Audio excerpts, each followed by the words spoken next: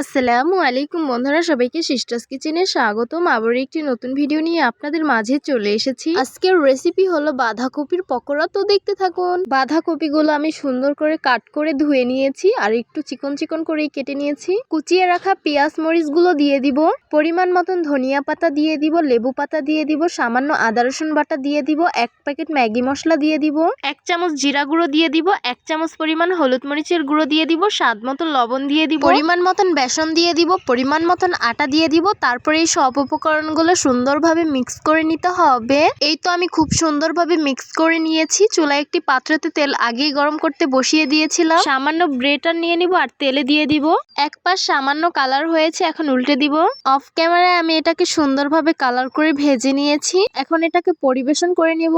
এই তো গরম গরম সার্ভ করে নিলাম বাঁধাকপির পকোড়া। দেখতেই তো পারছেন কত বেশি লোভনীয় লাগছে, আর খেতে কিন্তু অসম্ভব মজা হয়েছে।